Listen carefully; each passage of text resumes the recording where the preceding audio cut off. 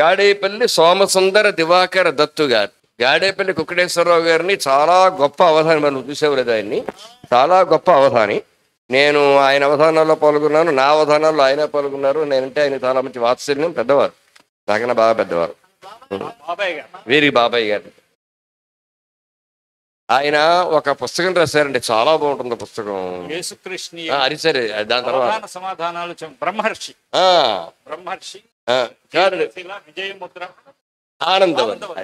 ఆనందవల్లి చాలా అద్భుతమైన పుస్తకం. ఒక అర నిమిషం కథలాగా చెప్పిన తర్వాత కానీ సమస్య ఇవ్వలేను. ఇందులో చిన్న ప్రాబ్లం ఉంది, చిన్న ఒక అర నిమిషం. డిటిపికి ఒక ఆటవేల్ది పద్యాన్ని ఇచ్చా. అందులో రామచంద్రమూర్తి రమ్యగుణుడు, రావణాసురుండు రాక్షసుండు. ఆటవేల్దిలో 2వ పాదం 4వ పాదం. రామచంద్రమూర్తి రమ్యగుణుడు, రావణాసురుండు రాక్షసుండు. పొరపాటుగా డిటిపి చేసేవాడు ఏం చేశాడంటే రామచంద్రమూర్తి రాక్షసుడు. అదే సమస్య, మీ ఉద్దేశం అదే. ఇక్కడ రావణాసురుండు రమ్యగుణుడు అని చేశాడు. రమ్యగుణుడా?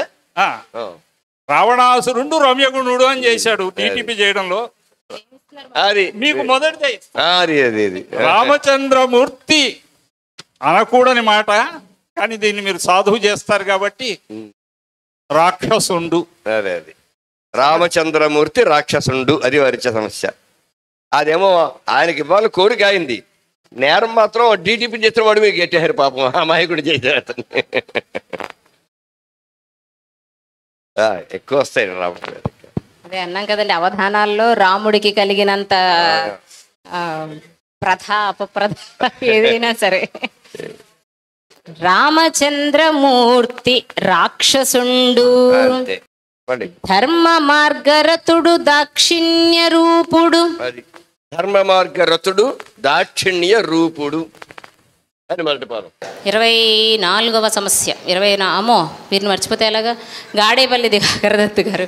రామచంద్రమూర్తి రాక్షసుండు, రామచంద్రమూర్తి రాక్షసుండు, ధర్మ మార్గరతుడు దాక్షిణ్య రూపుడు, సత్యభాషితాను సత్వధనుడు, వేద విహిత కార్య వినయ పాలనమున రామచంద్రమూర్తి రాక్షసుండు.